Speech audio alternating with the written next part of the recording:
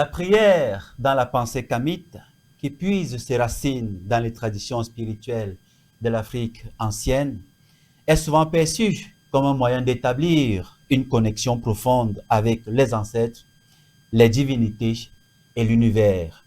Otep à tous, Madame et Monsieur, chers téléspectateurs, et bienvenue dans cette autre édition de votre émission Sagesse Kamite du jeudi 4 du mois 7 2024. Et la thématique que nous allons aborder dans le cadre de cette nouvelle sortie est tout simplement le mystère de la prière dans la pensée kamite. Le mystère de la prière dans la pensée kamite. Depuis que nous avons commencé ce combat, beaucoup de frères et de sœurs sortant des églises et même des mosquées nous posent la question de savoir, maintenant que nous sommes devenus kamites, comment allons-nous prier? Comment allons-nous prier? Autant pour moi. C'est la raison pour laquelle je vous prie de vous installer confortablement.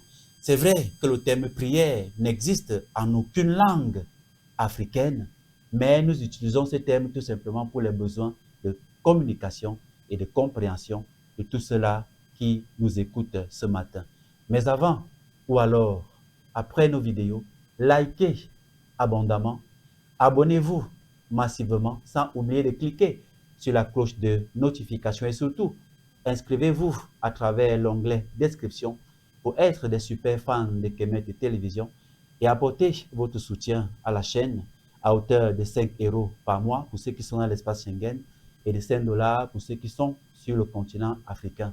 Et également, vous avez déjà nos coordonnées bancaires pour ceux qui veulent procéder par un virement bancaire. Otep frère et bienvenue. Otep, moi Jean Nyamsi, Otep à toutes les sœurs de combat, Otep à tous les frères de combat. Mama kon min bese min ametan min abotiswan min amina mise minasi. Mama kon botara babangama kazono swap te volo bia e bon nana. Mama kon min chinchi mise mi te vebi ngul na e kazono swap. Hommage et salutations et honneur à tous les ancêtres sanctifiés, à tous les génies tutélaires et à tous les génies des éléments. Otep frère, et puis heureux de te retrouver ce matin.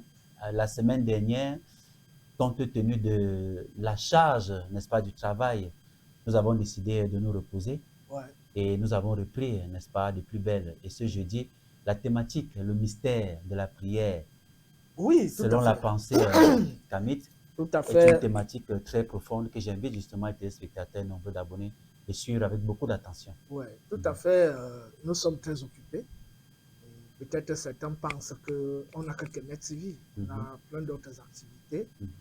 D'abord dans notre domaine professionnel, au-delà du domaine qui est celui de la promotion des valeurs culturelles africaines. On ne fait pas que dans ça. Je rappelle que mon frère Nyamsi est un communicateur formé dans les écoles de communication. Moi, je suis un philosophe, égyptologue, formé dans l'académie, dans l'université, et je dois aussi remplir mes tâches d'enseignant dans les écoles supérieures et autres.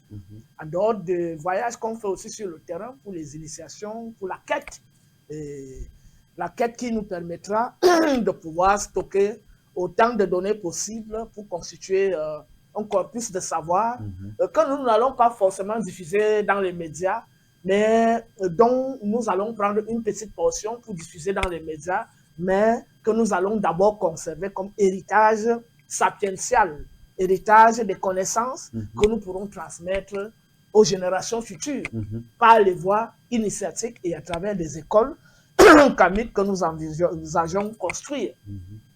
Et bien évidemment, cet thème portant sur la prière est un thème, je ne dirais pas central, mais très important. Pourquoi? Parce que généralement, nous tous, nous sommes nés soit chrétiens, soit musulmans. Bon, il y a très peu qui n'ont pas été baptisés, qui n'ont pas été communiés et qui ont gardé leur nom traditionnel, sans les Jérémie, les Gertrude, les Michel et autres. Parce que j'ai connu des camarades à l'école primaire et à l'université qui n'avaient pas de prénom. Voilà. Donc, certains qui m'ont aussi dit qu'ils n'ont jamais été baptisés. Donc, voilà. Donc, la question de la prière nous interpelle parce que beaucoup de nos sœurs et frères qui sont encore de l'autre côté, avec Jésus et son père Yahweh, et de l'autre côté, ceux qui sont avec Muhammad et leur père Allah, lorsqu'ils sortent de là, viennent nous interpeller, à savoir, nous avions l'habitude de fonctionner comme ça, et on nous a placé la prière comme la clé qui nous permet d'établir une communication avec le divin, de pouvoir dialoguer avec le divin directement, sans passer par les ancêtres et vos histoires que vous racontez là, sans intermédiaire. Voilà. Même comme on sait que ce soit dans le catholicisme, les intermédiaires là-bas sont les saints et les anges et les archanges. De l'autre côté, les intermédiaires, c'est Jésus. Parce que nul ne peut aller au Père sans passer par lui. Et Jésus lui-même, il est mort comme tout le monde. Même si on nous dit qu'il est ressuscité, mais il est quand même mort d'abord. Hein? Mais en plus, on dit à ceux qui disent qu'il est mort et ressuscité qu'il y a quand même aussi les gens dans la Bible qui ne sont jamais morts. Notamment Enoch, qui a été enlevé avec tout son corps, il n'est jamais mort. Donc il est supérieur à Jésus. Marie. Notamment, non, avant Marie, le prophète Élie, qui a été élevé au ciel, il n'est jamais mort. Donc, ils sont supérieurs à Jésus. Hein? Donc, eux, ils ont même vaincu la mort. Ils ne sont même jamais morts. Donc, quand vous croyez nous impressionner en nous disant que Jésus est mort et ressuscité, pour nous, c'est la plaisanterie parce que c'est les mêmes phénomènes qu'on vit dans nos villages aujourd'hui. Dans mon village, il y a quelqu'un qui est actuellement âgé de 74 ans, dans un village voisin, c'est-à-dire il y a à peine 2 kilomètres qui nous séparent. Il était mort un mercredi, pendant qu'on préparait, parce qu'à l'époque, il n'y avait pas de morgue. Moi, je parle des histoires qui sont arrivées en 1989-88. Il n'y avait pas encore de morgue de manière officielle. Donc, quand les gens mouraient dans nos villages, on conservait le corps et 2 ou 3 jours plus tard, on enterrait le corps. À travers les troncs de bananier. Voilà. Donc, et d'autres procédés aussi, les aromates, les encens, le tabac et tout ça. Donc, le monsieur, il meurt mercredi. On doit l'enterrer samedi. Le jour, on finit de faire les Kouraou à minuit, le vendredi à minuit, pour ouvrir le vortex qui permet aux ancêtres d'accéder dans notre dimension et de pouvoir se retrouver sur le lieu du deuil et écouter l'oraison funèbre et tous les messages que la famille, les amis et tous ces gens vont passer. Et le jugement qu'on lui fait. Voilà. Le lendemain matin, on devait l'enterrer le jour, ça dit le jour là. Il s'est réveillé. Et il est encore vivant jusqu'à aujourd'hui. Donc, vous pouvez faire des voyages, vous venez chez moi, je vais vous montrer ce monsieur-là. Il est dans un village voisin. Et là, je vous parle de ce que tout un village et des villages environnants ont vécu. Et au-delà de ça, on connaît des gens qui partent se réveiller à la morgue, mais qui ont été déclarés cliniquement morts, mais arrivés à la morgue, quelques jours plus tard, ils commencent à faire les bruits et on le ressort de là. Donc, vos histoires de quelqu'un qui est mort et ressuscité, pour nous, c'est même le sens commun et c'est le quotidien de beaucoup. Mais il est plus difficile de concevoir quelqu'un qui n'est jamais mort et qui a été enlevé par Dieu directement. Exactement. On dit donc que Enoch et le prophète Élie sont supérieurs à votre Jésus, parce que votre Jésus a connu la mort autant que nos ancêtres et tous ces gens-là. Et on voulait encore ajouter une chose en ce qui concerne la mort et la résurrection. On l'a évoqué ici sur le mystère de la mort, de la résurrection et autres. Une émission qu'on a faite tout récemment, où on dit que tout le monde qui meurt et qu'on l'enterre, 3 jours plus tard, il ressort, il est au-dessus de sa tombe et tous ceux qui ont les yeux peuvent le voir. Et ça peut aussi s'expliquer pourquoi ce n'est pas tout le peuple d'Israël qui a vu Jésus ressusciter. Ce sont ses proches qui l'ont vu. C'est-à-dire ceux qui étaient préparés à le voir comme ça. Voilà. Donc, ce n'est pas tout le peuple d'Israël. Si c'était tout le peuple d'Israël, les Juifs auraient cru en Jésus immédiatement. Mais sauf que c'est un cercle restreint qui a vu Jésus ressusciter. Exactement. Et c'est donc les gens qui avaient les yeux de pouvoir voir celui qui est mort et qui est revenu. En fait, il n'est pas revenu avec son corps physique. Parce que s'il était revenu avec son corps physique, il nous aurait fait des enfants qu'on aurait au moins vus aujourd'hui. Donc, il est revenu, s'il a existé, parce que là, c'est une hypothèse, c'est-à-dire le personnage de la Bible, dans le cas où il aurait existé, il serait ressuscité en tant que quelqu'un, effectivement, qui est mort et qui renaît donc avec certaines instances de ses corps subtils. Et le corps grossier est resté là où il est resté. Et même la nourriture qu'on dit qu'il a mangée, il y a des versets, des pas des versets, il y a des évangiles. Donc, il y en a 4 principales, 4 principaux autant pour moi. Matthieu, voilà, Jean, tous Luc ces et évangiles Marc. ne nous disent pas qu'il a mangé. Il n'y a qu'un évangile où, je ne sais pas, un seul ou je ne sais pas, qui nous dit qu'il a mangé. Ça c'est quelque chose qui est à vérifier. Exactement. Encore même que les esprits mangent. Parce que quand quelqu'un meurt, ils se nourrissent des éthers. Moi, je me souviens du chef de village, d'un chef de village, dont je vais taire le nom. J'avais 9 ans à l'époque. Mon père m'a acheté le pain avec les œufs à l'intérieur. Oui. Je mangeais mon pain et je suis allé lui donner le pain pour qu'il mange aussi autant que moi. Il a arrêté le pain comme ça, à une distance de 15 cm. Il a fait... Il m'a remis. Et quand il me remet le pain, je constate qu'il a mangé. C'est-à-dire qu'il n'a pas mis le pain en contact avec sa bouche. Mais je constate qu'il y a un grand trou. Et je suis resté tout ébahi. C'est aussi la preuve de ceux qui sont capables de manger la papaye sans la fendre. Exactement. Voilà, donc ça, c'est le phénomène commun qu'on connaît. Cette expérience, justement, je l'ai vécue avec un initié. On était dans un bar. Oui. On a pris chacun sa bière. Oui. On a ouvert les bières, les bouteilles, arrivé à son niveau, il a dit que non, n'ouvrez pas, il n'y a pas de souci. Voilà. Et puis il a tenu la bouteille comme ça. Ouais. Il a commencé par sucer la bouteille par le bas. Par le bas. Par le bas. Donc le liquide descendait à l'intérieur. Mais la bouteille était fermée. Les gens ont failli fuir. Voilà. Donc, c'est pour dire que même quand on dit qu'il a mangé, c'est qu'il ne mangeait pas avec la bouche comme on dit là. Oui, oui. Donc il y a une autre manière métaphysique de manger. Ça, les Africains connaissent ça très bien. Tous ceux qui sont les vrais initiés savent ce que signifie manger les éthers. Oui, oui. Voilà.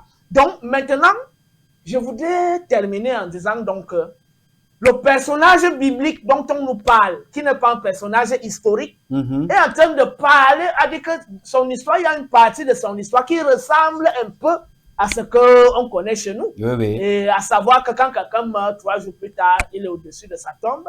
Et ceux qui ont les yeux pour le voir, peuvent le voir, et assis là, et il s'assoit, il attend un cycle de 9. Quand le cycle de 9 arrive, c'est en ce moment que les mutations et les transformations commencent pour sa marche vers son destin, vers sa destinée. D'accord. Donc, je termine donc dans cette introduction en disant que l'affaire de la prière dont nous parlons, c'est une approche issue d'une catégorie de philosophie. Et si on pourrait même associer cela à notre vision du monde, à notre spiritualité, il faudra bien situer ce que nous entendons par prière. D'accord. Donc, voilà, la mort, la résurrection, c'est des choses que nous connaissons. Et nous pouvons donc entamer notre... D'accord, nous allons entrer dans le vif du sujet en précisant au milieu des téléspectateurs et d'abonnés qui attendent justement les informations sur la colonie qu'organise Kemet Télévision au mois d'octobre, qu'une édition spéciale leur sera offerte demain, vendredi 5 juillet. Et à l'intérieur, justement, nous allons donner toutes les informations relatives, que ce soit le cours, que ce soit le programme, de tout ce qui va se passer et comment est-ce que ça va se passer. Ne ratez pas l'édition spéciale de demain, justement, à cette occasion. Alors, frère, entrons dans le vif du sujet. C'est quoi la prière? Nous commençons toujours par la définition des concepts, comme la science nous l'exige. C'est quoi la prière? On va se faire violence en utilisant le terme prière, comme je l'ai dit tantôt d'un propos introductif. C'est pour les besoins de la communication, pour la compréhension de tous ceux qui nous regardent. C'est quoi la prière dans sa définition? Bon, tout le monde on sait que la terre est remplie de religieux, et donc notamment les chrétiens, les musulmans, les bouddhistes, les taoïstes, les shintoïstes, les hindouistes, sans oublier les ordres ésotériques et autres.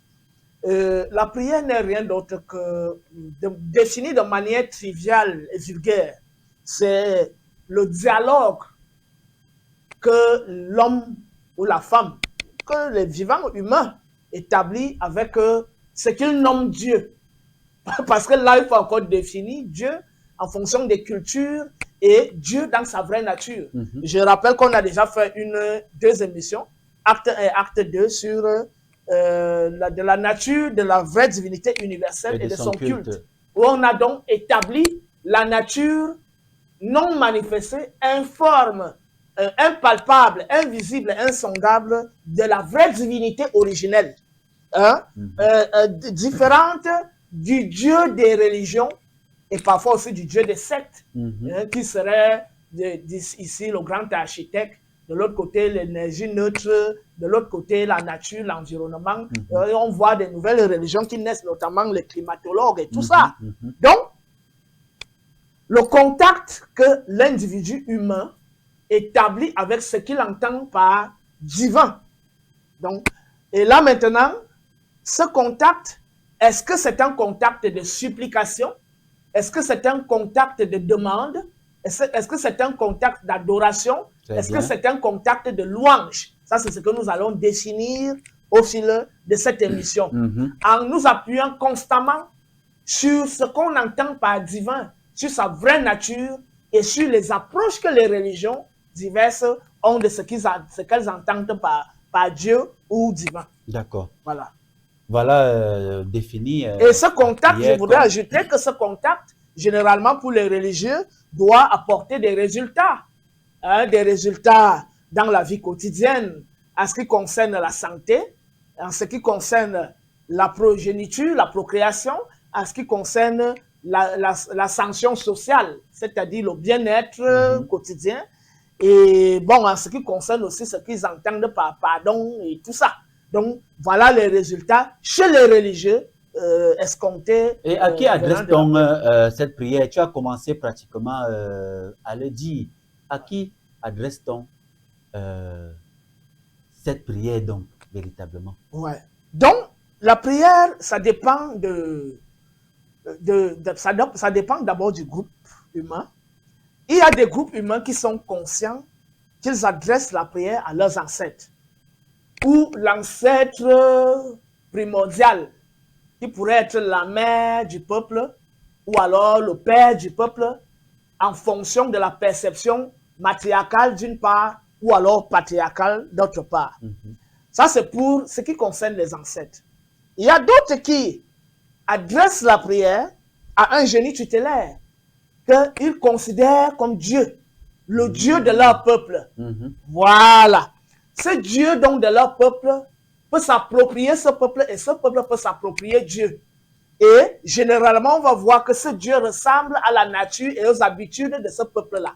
C'est-à-dire tel Dieu, tel peuple, tel Dieu. Si c'est un peuple qui aime faire la guerre, qui aime la perversité, qui aime le désordre, le chaos, qui aime les conquêtes, qui aime l'esclavage, ce Dieu reflètera dans leur texte la nature du peuple. Et ce peuple, dans leur texte, reflètera la nature de leur Dieu. Dis-moi quel peuple tu es, je te dirai quel Dieu tu es. Voilà, ou alors dis-moi quel Dieu tu adores, je te dirai quel peuple tu es. Exactement.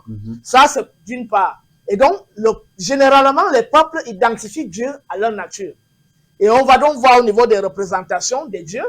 Chez les Noirs, les effigies, les représentations sont généralement peintes en noir. Quand c'est pas en blanc, c'est pour expliquer, parler des esprits. Bon, pas un blanc avec les cheveux lisses. Il y a des statuettes qui sont faites avec le bois blanc, ou alors qu'on peint avec le calcaire, ou je sais pas quoi, tout ce qui est blanc là. Et donc, ça a un sens symbolique, une signification symbolique et métaphysique bien spécifique.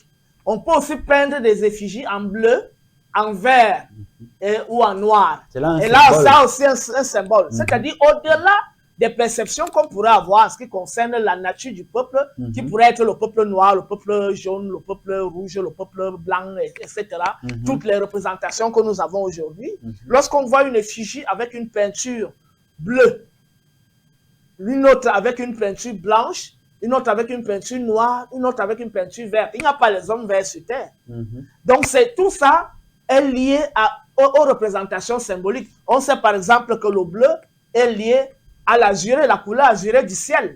Tout ce qui est céleste doit être peint en bleu. Donc, tout ce qui relève du mystère céleste doit être peint en bleu. Et tout ce qui relève du mystère des mystères doit être peint en noir, car c'est de la couleur noire que toutes les autres couleurs émanent. Et tout ce qui représente la couleur verte est lié au végétal. Est lié au végétal. Voilà donc, par exemple, tout ce qu'on peut tout ce qu'on peut dire en ce qui concerne les représentations symboliques des couleurs. Maintenant, lorsqu'on présente donc l'effigie, on nous montre une effigie, une statuette noire ou un masque noir avec des traits négroïdes, notamment les cheveux crépus et les traits de visage qui symbolisent le peuple en question. Là, c'est une identité propre à ce peuple-là. Lorsqu'on nous présente une statuette avec les yeux bridés, hein, là, on voit que c'est un Asiatique. Lorsqu'on nous présente une statuette avec les cheveux longs, lisses, là, on sait que c'est un Occidental. Donc, au-delà des couleurs sur lesquelles nous nous sommes d'abord arrêtés pour expliquer que les couleurs ne se limitent pas à la race ou aux variations biologiques, elles interpellent aussi les éléments de l'univers, la nature et mystérieuse, la nature dévoilée, la nature végétale, la nature azurée du ciel et autres. Voilà. Nous sommes au niveau des traits du visage, des caractères du visage, de la statuette ou des trucs, du masque en question, où on peut donc détecter qu'ici, il s'agit d'un noir, là, il s'agit d'un asiatique, là, il s'agit d'un occidental, là, il s'agit d'un sémite, c'est-à-dire un métis, quoi. Donc là, à ce niveau, on se rend compte qu'il y a donc une appropriation identitaire en ce qui concerne ce qu'on représente et ce à quoi on établit avec quoi on établit le contact. Au-delà de ça, il y a la fonction que cette statuette ou le descriptif qu'on nous donne du divin, hein, le descriptif qui peut ne pas être symbolisé par une statuette, mais qui est marqué dans les écrits, où on nous décrit donc cette divinité et où on nous décline ses caractères, et sur la base des caractères, on peut donc retrouver les traces de caractère du peuple qui nous définit sa divinité. Donc, la notion de divin, dans ce sens, est une affaire de culture. Et on voit un grand impact de la culture en ce qui concerne l'univers de représentation, l'univers des caractères liés au sacré. Parce que tout ce qui est sacré est divin. Voilà. Car si l'homme vit, c'est parce que il sort du sacré, c'est parce que lui-même il est sacré, c'est parce que la nature est sacrée, c'est parce que ce qui lui a permis d'exister est sacré. Donc, nous sommes là, quand on pose la question, à qui adresse donc la prière? Donc, on peut adresser la prière, soit aux ancêtres, soit à un génie tutélaire, soit à la représentation qu'on se fait du Dieu, dépendant de notre culture et de notre vision du monde. À la représentation. Voilà. Donc, ce n'est pas, ça ne peut pas, ou alors même, on peut adresser une prière à une entité de la nature, qui peut être l'un des génies du vent, l'un des génies de la terre, l'un des génies des eaux, ou l'un des génies de l'air, ou l'un des génies, dans l'air, le vent, ou l'un des génies du feu. Donc, maintenant, ce qui est sûr, c'est que les génies du feu, généralement, sont obligés d'avoir une nature pure, parce que le feu, dans sa propre nature, est transformateur et purificateur. Donc, tout ce qui est impur ne peut pas traverser le feu. Donc, généralement, les génies du feu ont une vibration plus élevée que les génies des autres éléments. Maintenant, les génies telluriques de la Terre, généralement, il y a des camps et des camps et des camps en fonction des fréquences vibratoires. Les génies qui ont les basses fréquences vibratoires peuvent donc être domptés et dominés par certains cercles ésotériques et qui peuvent en faire usage pour leurs propres intérêts ou alors pour détruire les autres. Les génies à haute fréquence, on est obligé de négocier avec eux parce que si tu ne négocies pas avec lui, il te foudroie. Et en espérant que ta fréquence vibratoire est au-dessus de ces génies-là. Ce n'est que dans cette mesure que tu es capable de le dompter. Maintenant, la quête de fréquence vibratoire elle-même est utilisée par quel moyen? Donc, non seulement il y a la notion de fréquence vibratoire, mais il y a aussi la notion de pureté. Il y a des fréquences vibratoires très hautes, mais impures. Et il y a des fréquences vibratoires très hautes et pures. Et les fréquences vibratoires très hautes et pures sont des fréquences vibratoires qui sont dépouillées de tout ce qui est lourd, de tout ce qui est égo et de tout ce qui empêche la translucidité de l'esprit et le rayonnement de l'esprit dans la vérité, justice. Donc, nous sommes là dans le traité avec des entités en fonction de leur fréquence vibratoire, en fonction de leur niveau de pureté, en accord avec la vérité, justice. Donc, certaines personnes peuvent donc entrer en contact avec certains génies en faire de l'un de ces génies le dieu du temple, ou le dieu du sanctuaire, ou le dieu du groupe spirituel de cette zone-là. Et ce groupe spirituel va commencer à dire qu'il a un rapport avec Dieu. Alors qu'ils sont en rapport avec un génie que l'un des fondateurs de leur cercle a réussi à ramener, et lequel génie maintenant entre dans les négociations avec ce cercle. Il faut remplir certaines conditions oui. pour pouvoir accéder à. Donc, généralement, c'est ce qu'on voit dans les cercles dits ésotériques. Parce que si ces cercles ésotériques étaient vraiment purs, on ne retrouverait pas certains travers, certaines déviances et certains abus à l'intérieur de ces cercles-là. Donc, si ce sont les cercles dits de pouvoir, ces cercles dits de pouvoir sont dans une logique de négociation avec certaines entités dont la plus puissante devient maîtresse du cercle en question. Et tous les autres sont subordonnés à cette entité-là. Et c'est cette entité qui donne le pas à suivre et la mesure à suivre. Cette entité devient donc le dieu de ce cercle-là. Donc, nous sommes en train de décliner les diverses approches en ce qui concerne le Dieu. C'est quoi le Dieu? Donc, maintenant, le divin, la vraie nature du divin, qui est la force intelligente qui a manifesté toutes choses, est-ce que c'est à cette réalité qu'on adresse les prières?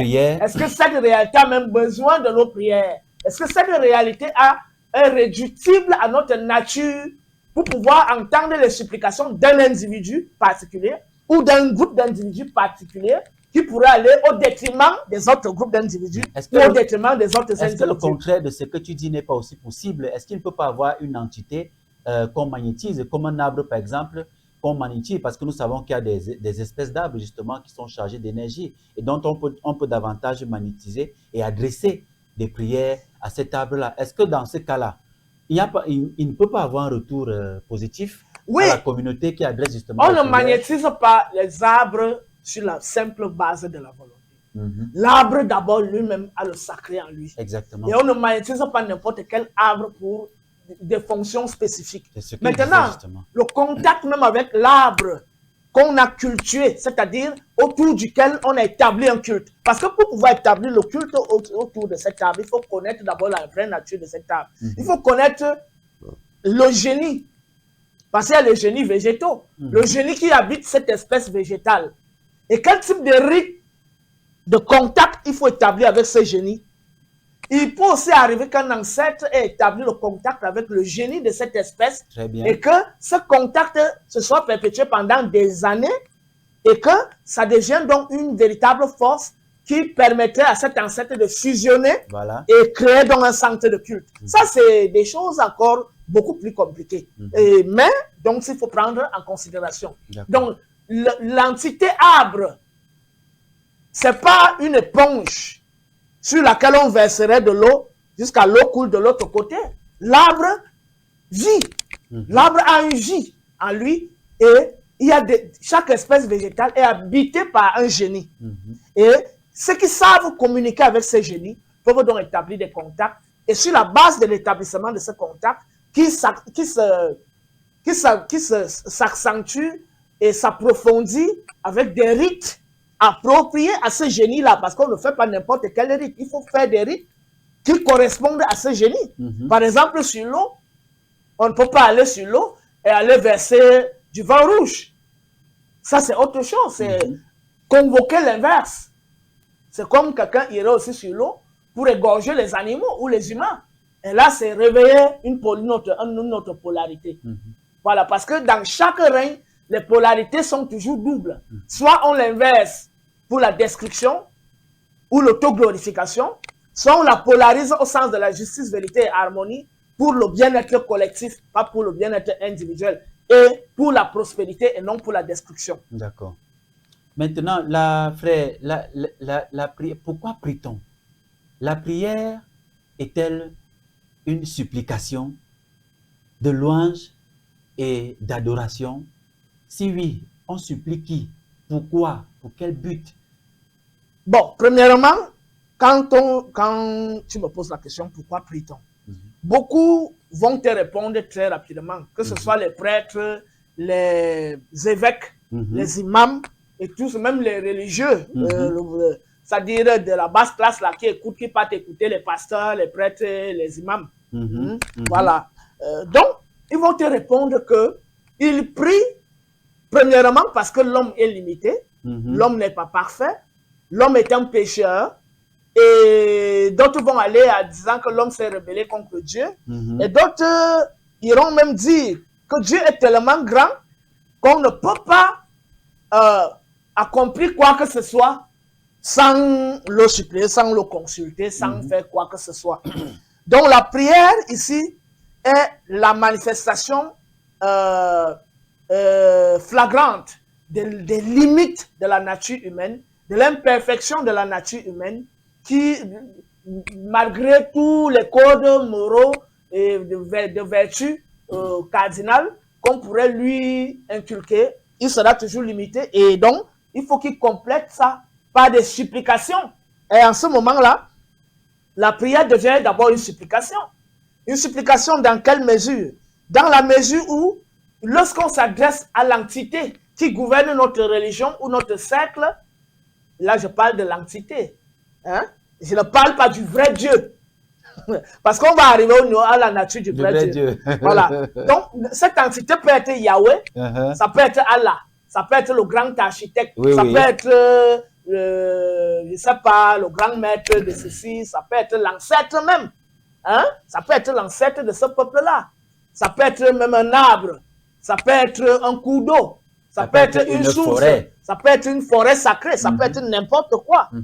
Donc, à ce niveau, la supplication interpelle le fait que, nous interpelle sur le fait que nous aurions, d'abord nous ne méritons pas ce que nous demandons. Et on ne peut supplier que lorsqu'on ne mérite pas, vrai ou faux. Voilà. Parce que lorsqu'on mérite, on réclame avec autorité. Très bien. Voilà. Mais lorsqu'on ne mérite pas, on supplie. Et donc, tu ne peux pas me dire que j'ai fini de rendre mes services et tout le monde est à l'aise dans le service que j'ai rendu. Je dois encore venir vous supplier pour que vous me payiez le salaire. Jamais. Non, non. Vous devez même être spontanément reconnaissant. Exactement. Et même me donner plus que ce que j'attendais. À ce moment, ce n'est plus une faveur. C'est plus une faveur. C'est une reconnaissance du service que j'aurais rendu. Et autant le service est bénéfique au groupe, autant la reconnaissance peut donc être élevée. D'accord. Donc, on ne peut supplier que lorsque soi-même on sait qu'on ne mérite pas ce qu'on demande. Ça, c'est la première des choses. Deuxièmement, on ne peut supplier que lorsque on se dit, parce que c'est les propos que les religieux tiennent, il dit que toute chose appartient à Dieu et il est bon à lui de donner à qui il veut. À qui il veut. Voilà. Donc il peut donner aux bons comme il peut donner aux méchants. C'est ça l'ambiguïté dans la doctrine des religions abrahamiques.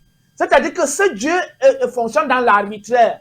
Il ne récompense pas les gens en fonction de leur mérite et de leurs actes, mais il récompense les gens en fonction des affinités particulières qu'il peut entretenir avec un individu, un peuple, un individu qui peut être un prophète ou un messie, ou alors un peuple qui peut être le peuple d'Israël ou le peuple de l'Arabie Saoudite. Et c'est lundi anthropomorphique peut réagir. Peut réagir de la, c'est-à-dire qu'il fonctionne en fonction des humeurs, de l'arbitraire. Et c'est pour ça qu'ils emploient aussi l'expression généralement providence.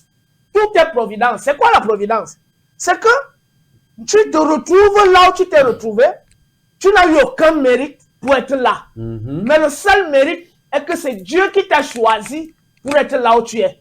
Ça dit que ce qui t'amène, ce n'est pas la vertu, ce n'est pas le bien que tu as pratiqué, ce n'est pas le fait d'être généreux, que tu partages tout avec tout le monde, que tu dis toujours la vérité et que tu agis toujours en conformité avec la vérité. Non, c'est parce que Dieu t'a choisi pour être là. Et donc, comme la providence t'a choisi pour être ministre, tu dois jouir pleinement de tes prérogatives, que tu sois bon ou méchant. Si Dieu t'a choisi pour être chef de l'État, tu dois jouir pleinement de tes prérogatives, que tu sois bon ou méchant. Parce que c'est Dieu qui t'a choisi pour être là. Mais ceux qui vendent la notion de providence, ils camouflent pour les novices, pour ceux qu'on va moutoniser, qu'on va façonner à l'aune de la philosophie de ce siècle ou de cette religion. Ce qui leur camoufle, c'est que à un certain moment, il y a des rites et des rituels où on vous explique tout le mal que tu as eu à faire. Si tu donnes 50 milliards pour la construction d'une cathédrale, ça va. Le fait que le prêtre va construire cette cathédrale, c'est un don que tu fais à Dieu. Le prêtre va construire cette cathédrale, et il y aura des centaines de fidèles là-bas. Et chaque fois qu'on va lever les prières à Dieu, on va toujours remercier la personne qui a contribué à édifier la capitale, la cathédrale. Et en cela, autant chaque voix s'élève, ainsi chaque conscience s'élève, c'est-à-dire chaque énergie, et toutes ces énergies fusionnées sont donc capables de modifier sur le plan métaphysique tout le mal que tu as fait et pouvoir te renverser des ondes positives. On appelle ça des caritas, les actes caritatifs. Voilà le principe métaphysique de transmutation illusoire, en oubliant que tu sois content ou que tu sois fâché. Lorsque le soleil sort le matin, il ne demande pas ton avis. Que tu sois content ou que tu sois fâché, lorsque tu dois vivre, tu es obligé de respirer. Que tu sois content ou que tu sois fâché, lorsque tu veux vivre, tu es obligé de te nourrir. Même si ce n'est pas la respiration, parce que la respiration est aussi une sorte d'alimentation. Même si tu es content ou fâché, tu es obligé de boire de l'eau. Tu es obligé d'utiliser la végétation pour tes bains, pour la nutrition, pour te soigner. Donc, nous sommes là face aux contraintes qui débordent notre... Quelle qu'en soit ton humeur. Quelle que soit ton humeur, quel que soit ce que tu veux. Donc là, nous montrons donc la dimension transcendante qui déborde la possibilité que certains ont et la prétention qu'ils ont à pouvoir modifier le cours des événements. Le soleil apparaît sans demander ton avis. Les étoiles sont au ciel. Que tu existes ou pas, ces étoiles sont là. C'est clair. La pluie tombe, quel qu'en soit l'endroit où tu te trouves. Tu verras que la pluie... Voilà. Et la mort elle-même interpelle tout ce qui est vivant en vue de la transformation perpétuelle de la nature profonde de chaque existant et de chaque vivant. Donc là, nous sommes, en ce qui concerne la prière comme supplication, vis-à-vis des personnes qui se reprochent quelque chose. C'est-à-dire, soit c'est une religion qui ne met pas en avant la vérité, la justice, ne met pas en avant le respect des lois de l'univers, l'ordre de l'équité, mais plutôt met en avant la volonté de puissance, la volonté de domination par tous les moyens, que ce soit par la ruse ou que ce soit par la force. En ce moment, donc, la prière peut donc devenir supplication. La prière devient demande. On demande lorsque, effectivement, ça implique la première chose. On demande lorsqu'on ne mérite pas. Je pose la question simple. Lorsque un parent a son enfant à la maison, est-ce que l'enfant a besoin de demander à son parent de rationner pour qu'on prépare à la maison? Pas du tout. Le parent sait déjà. Parce que l'enfant a un droit et le parent a le devoir de nourrir cet enfant. Est-ce que l'enfant doit demander à son parent de l'éduquer? Non. Est-ce que l'enfant a besoin de demander à sa maman lorsqu'il naît de téter? Non, mais rien que les sœurs parlent à la mère que l'enfant l'a voulu téter, même si elle a un gaoundéré, quand elle sent dans le picotement, ça gonfle, elle sait que l'enfant veut téter. Hein? Donc, l'enfant n'a pas la voix pour prendre le téléphone. Il dit que maman, je vais téter.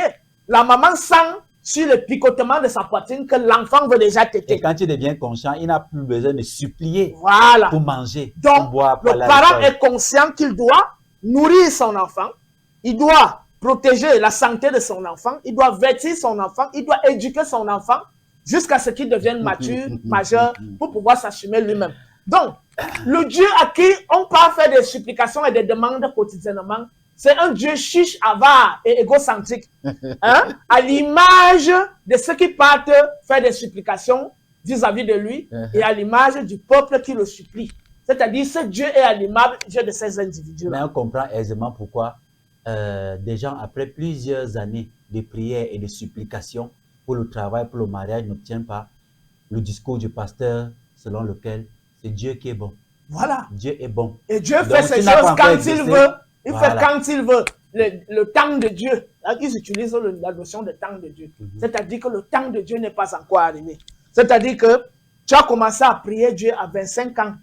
Toi, la jeune fille, pour avoir un bébé.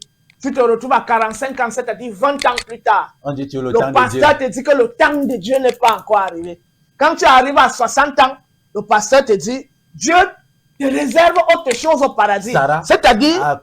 non, oui, Sarah même, oui, ça c'est un autre cas. Ça dit que quand ça les dépasse, que ce n'est plus le temps de Dieu, ils disent maintenant que tu auras de plus grandes choses au paradis que Dieu te réserve. Et donc, l'enfant que tu désirais, tu auras plus que les enfants dont tu avais besoin. Le mariage que tu as cherché, tu auras plus que le mariage. Le travail que tu as cherché, tu auras plus que le travail. Donc, on continue de te vendre le rêve d'un paradis, mais on ne t'a pas préparé même à entrer dans ce paradis. Le simple fait, c'est qu'on te dit, il faut prier tous les jours. Il faut prier qui? Si tu ne connais pas la vraie nature de la divinité, tu pries qui? On voit même des musulmans qui ont déjà des taches ici sur le Noir. front, à force de cogner Cogner la tête au sol. Cogner la tête au sol pour Voilà. demander quoi, pour chercher quoi. Je ne comprends Voilà. pas, frère. Donc, demande et supplication sont le propre d'une religion qui ne met pas au centre de sa vie, de sa pratique, la vertu, la vérité, la justice, l'harmonie et l'équité. Que cela soit incarné par les actes des uns et des autres, mais qui met plutôt en avant les désirs, les passions, la volonté de puissance et tout ce qui est humain et qui est variation de la sensibilité humaine. Puisque c'est Dieu lui-même, le Dieu des religions, change d'humeur à tout moment. Et parfois, il peut se retrouver lui-même en train de violer ses propres lois. Notamment, tu ne tueras point, mais ce Dieu se retrouve en train d'être l'Éternel des armées qui combat pour un peuple, qui doit aller arracher les terres d'une terre habitée par les autochtones. C'est-à-dire que ce Dieu est capable de faire que lorsque tu as construit ta maison, toi, Nyamsi Yomba, il me dit que lui, il me révèle que la maison que Nyamsi Yomba a construite là, c'est ma maison. Et qu'il va m'aider à te vaincre pour que je prenne possession de ta maison. C'est exactement ce qu'il a fait sur la terre de Canaan. Canaan était une terre habitée par des Noirs. Quelqu'un quitte la Mésopotamie là-bas, que Dieu lui a promis une terre. Si c'était une terre vierge, encore, on peut comprendre. Mais une terre habitée. Et c'est d'ailleurs la raison pour laquelle ils ont dû livrer des batailles pour génocider le peuple local. Donc là, on dit, tu ne tueras point. Mais lui-même, l'Éternel des armées, le bras armé de son peuple, il peut donc... Et dans leur Bible, là, il est même plus assassin même que Satan. Satan, quand vous voyez le livre de Josué, je ne sais pas si Satan a il y a tué quelqu'un. 24 chapitres. Du 1er au 24e chapitre, c'est l'incitation à la violence et à la guerre. Laisse même Josué, même Moïse qui dit qu'il est le peuple de Dieu. Combien de personnes, Moïse qui a reçu la loi, il a tué combien de personnes? Voilà. Lui donc qui a reçu la loi en question. Hein? Combien de personnes il a tué? Donc, on va dire que non, ça c'est l'Ancien Testament, mais Jésus vient laver tous les péchés, n'est-ce pas? Donc Dieu s'était trompé. Oui, Dieu s'est trompé. Et il est donc venu rectifier les choses. Parce qu'on dit que Dieu parlait directement à l'homme, n'est-ce pas? Mais maintenant, et il se manifestait par des phénomènes atmosphériques tels que les éclairs, le tonnerre et autres. Mais de l'autre côté, on nous dit que maintenant, Dieu là lui-même, il a pris maintenant alors la forme humaine pour venir parler directement à tous les hommes. Parce que là-bas, Dieu, à travers les éclairs, le tonnerre, s'adressait seulement à Moïse et à ses prophètes. Maintenant, Jésus, en tant que Dieu homme, s'adresse maintenant même aux chèvres, aux cochons. Il dit aux cochons, précipitez-vous vers la mer. Les cochons partent se noyer. Donc, on est dans une logique très absurde. Parce que le problème qui se pose en fond, c'est que si c'est Jésus donc, qui est le Dieu là, incarné là, c'est-à-dire le Dieu fait chair, on pose la question, qui a continué de permettre l'équilibre dans le système cosmique, notamment le système solaire? Comment est-ce que la Terre a continué de roter? Comment est-ce que les autres planètes, Jupiter, Mars, continuaient de fonctionner tandis que Jésus était sur Terre en train de manger et boire avec ses disciples, en train de prêcher les foules? Qui était en train de régenter les choses là-bas? Donc, le Dieu là, le Jésus là, il aurait donc laissé les anges là-bas. Mais on sait très bien qu'il y a les anges qui se sont rebellés contre Dieu à un certain moment. Mais pourquoi pendant tout son règne sur terre, ces anges-là ne se sont donc pas rebellés et les planètes ont commencé à chuter et à se disperser partout? On n'a pas vu ce phénomène-là. Et en dehors de ça, Dieu meurt. On vient de montrer qu'il y a des humains même qui ne sont pas morts. Notamment Enoch et Élie. Mais le Dieu qu'on nous dit que c'est le vrai Dieu là, il est mort. Mais ils vont te dire que Jésus là, c'est une parcelle de ce Dieu là. Non, ils vont dire que Jésus incarnait en même temps la nature humaine et la nature divine, n'est-ce pas? Soit il incarnait la nature humaine et la nature divine. Quand il dit donc Père, pourquoi m'as-tu abandonné? Il parle encore de quel Père en ce moment? Bonne question. Quand il dit Père, éloigne-moi de cette coupe, jusqu'à il prie, le sang, les gouttes de sang commencent à couler. Il a peur de quoi? C'est-à-dire qu'il parle d'autre chose. Lorsqu'il dit seul le Père connaît le dernier jour, ni les anges, ni moi qui vous parle ne connaît le dernier jour. Le Père là, c'est qui? On va te dire que non, le Père est dans lui et il est dans le Père. Mais s'ils sont mélangés, il doit savoir ce que le Père connaît. Hein? Si le Père connaît ses portions de terrain, il va les montrer à son fils. Hein? Un vrai Père qui doit laisser une succession ne cache pas les mystères à son fils. Il lui dévoile ses mystères pour que son fils reste assumer pleinement son héritage. Il a dit attention, les Romains vont te fouetter à un certain moment. Voilà. On marche comme ça pour éviter ça. Voilà, donc, même s'ils sont mélangés, et c'est même très grave, parce que c'est en étant mélangés là qu'ils sont donc dans l'omniscience. Et quand Jésus commence à dire ni moi ni machin, il avait déjà suivi la transfiguration. Et même après cette transfiguration, il n'a jamais dit quel sera le dernier jour. Il a dit il y aura les tribulations, les guerres, les ceci, les cela, mais il y en a toujours eu avant lui et il n'y a jamais eu de fin. Il y a beaucoup qui prophétisent l'époque, s'il faut dire que c'est l'époque de la fin, parce que Poutine va envoyer des missiles partout sur la surface de la terre et il va détruire la terre. Nous on dit que ce n'est pas encore la fin parce que Poutine ne veut pas la guerre. Voilà donc, prière comme demande et supplication relève des religions qui attribuent les désirs, les passions humaines et les imperfections humaines à la nature de la vraie divinité. Maintenant, prière comme louange et adoration. Exactement. Là, maintenant, ça peut se comprendre. C'est-à-dire qu'on doit remercier, même si on ne connaît pas la nature de la vraie divinité, le simple fait qu'on connaisse notre père et notre mère, qu'on sache qu'ils ont eu des parents, et qu'eux-mêmes, ils sont liés à l'eau, à la terre, au feu et tout ce qui existe à la nature. Mais si on adore et on loue l'existence que nous avons pu obtenir de nos parents et de la nature, c'est une juste cause. Nous disons merci pour les bienfaits de cette nature-là voilà. qui profite à l'air. Merci à la terre de nous produire les plantes qui nous donnent les fruits pour qu'on puisse se nourrir. Voilà. Merci à la terre de nous donner le maïs et tout ça, de nous donner la médecine à travers les végétaux. Merci à maman et papa de m'avoir fait exister. Merci à maman de m'avoir alerté pendant... Merci au soleil de continuer de briller. Merci au soleil de vitaliser les plantes pour que ces plantes poussent. Merci à la lune de nous montrer la clarté dans nos rêves et la voix. Merci à l'esprit même qui gouverne tout ça. D'avoir d'abord fait tout ça et d'avoir fait mes parents, d'avoir fait la terre, l'eau et tout. Là maintenant, ça se comprend. Donc la louange et l'adoration, c'est la reconnaissance que nous avons donc vis-à-vis du premier principe qui a engendré tout ce qui existe aujourd'hui. Donc en ce moment, la prière ne peut donc avoir sens qu'en termes de louange et en termes d'adoration. Tout ce qui concerne les demandes et les supplications, tout cela relève d'une philosophie médiocre, puérile et même ridicule qui caractérise la nature déchéante, la nature sale de ce groupe d'individus ou de ces individus qui ne veulent faire aucun effort d'élévation, aucun effort de purification, aucun effort de pratique de la vérité, de la justice et de l'harmonie. D'accord, frère. Maintenant, on va avancer avec le statut de la parole, du cœur, de l'intention, de ce qu'on peut nommer prière. Oui, la parole, généralement, quelque chose de très important, de fondamental, la parole. Je vais d'abord caractériser les catégories de la parole. Dans le silence, il y a des vibrations. Sans parler, je vois ma maison au village. Et je peux indiquer des choses dans ma maison. Je peux blinder ma maison même à distance, en émettant simplement des pensées. On appelle ça une parole silencieuse. Mais qui vibre. La parole n'est pas seulement le bavardage, les cris. Et je dirais même, la parole la plus mystique et mystérieuse la parole silencieuse se produit dans le silence.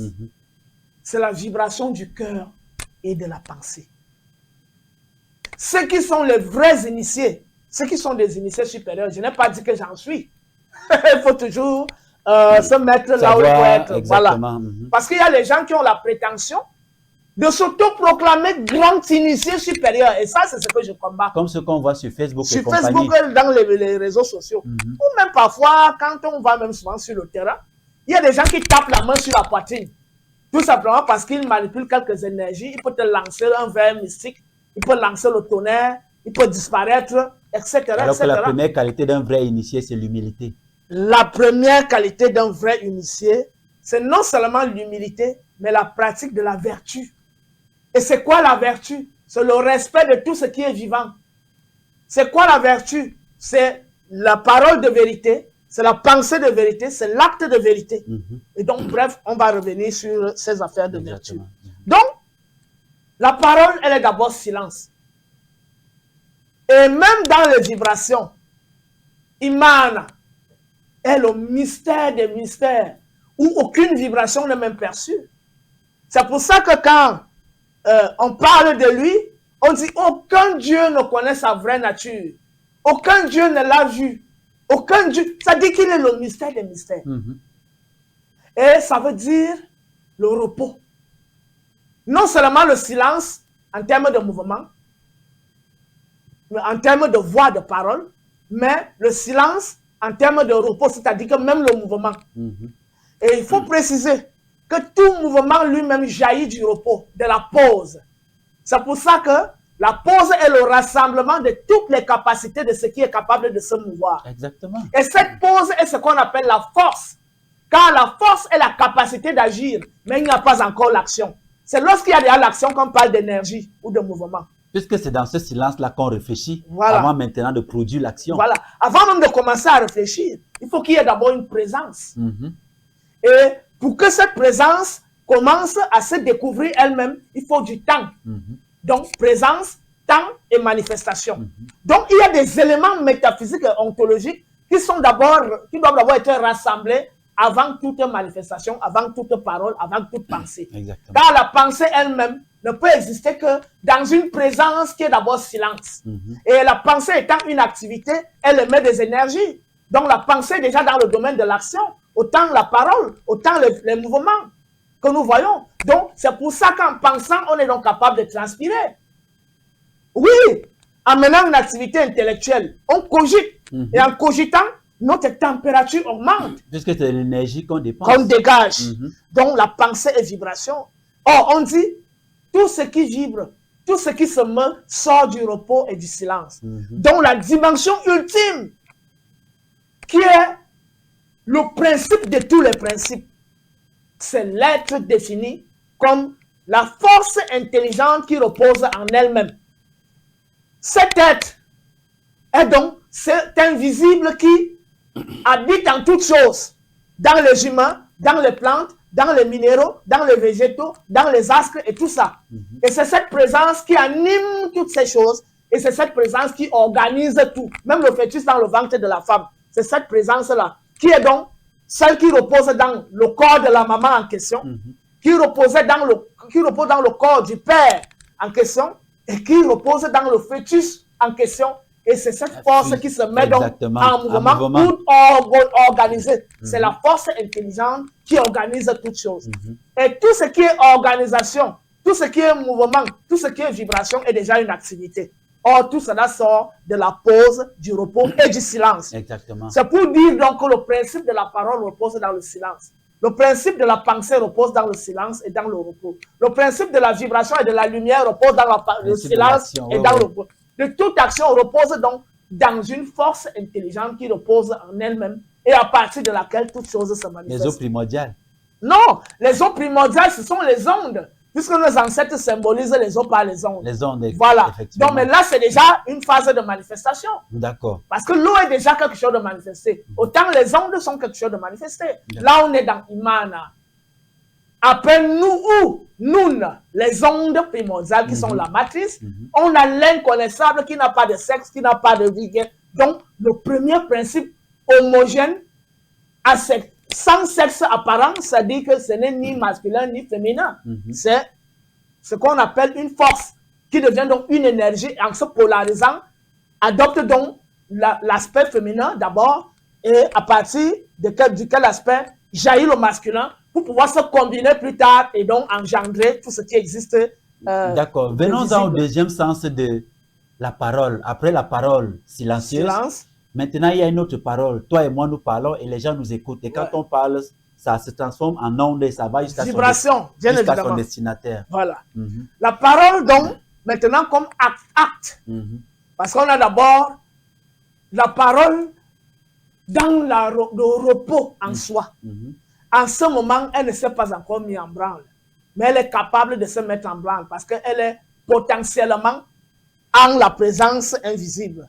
Autant l'intelligence est aussi potentiellement, et c'est d'ailleurs l'intelligence qui produit la pensée. Il faut expliquer ce que c'est que l'intelligence. L'intelligence est la capacité d'agir et d'organiser. L'intelligence est la capacité de s'adapter. L'intelligence est la capacité de comprendre. De produire même. De produire. Voilà les caractéristiques de l'intelligence.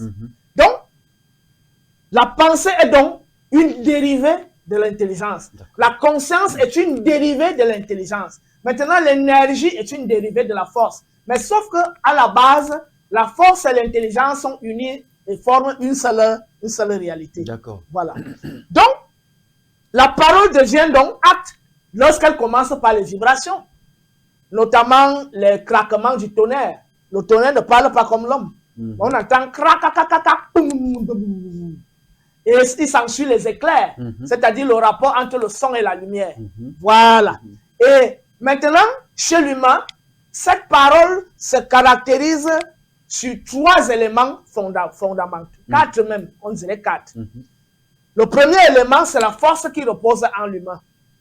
Le deuxième élément, c'est la gorge qui entre en branle, pour faire varier les tons. Et la langue qui articule. Mais avant ça, il y a l'ouïe et l'œil. Voilà les éléments qui rassemblent la parole. Nous avons la force, nous avons la gorge, nous avons la langue, nous avons donc 5 éléments qui produisent donc. Parce que dans cette parole... On va les citer de nouveau. Oui. Il y a la force, il y a la gorge, la langue, l'ouïe et la vue. D'accord. Donc, la vue, c'est pour ça qu'on dit, on entend avec les oreilles et on voit. On entend avec les yeux et on voit avec les oreilles. Lorsque tu regardes un tableau, ce tableau ne te parle pas par des sons, mais il te parle par des couleurs. Par exemple, comme le tableau Kémé TV. Voilà. À travers la peinture de la mate, qui est à saison, cette mate-là, elle ne fait pas de bruit, elle ne met pas de son, elle ne met aucune parole. Mais elle parle. Mais à travers la vue, elle parle. Maintenant, lorsque tu finis de voir, tu dis, ah, je comprends.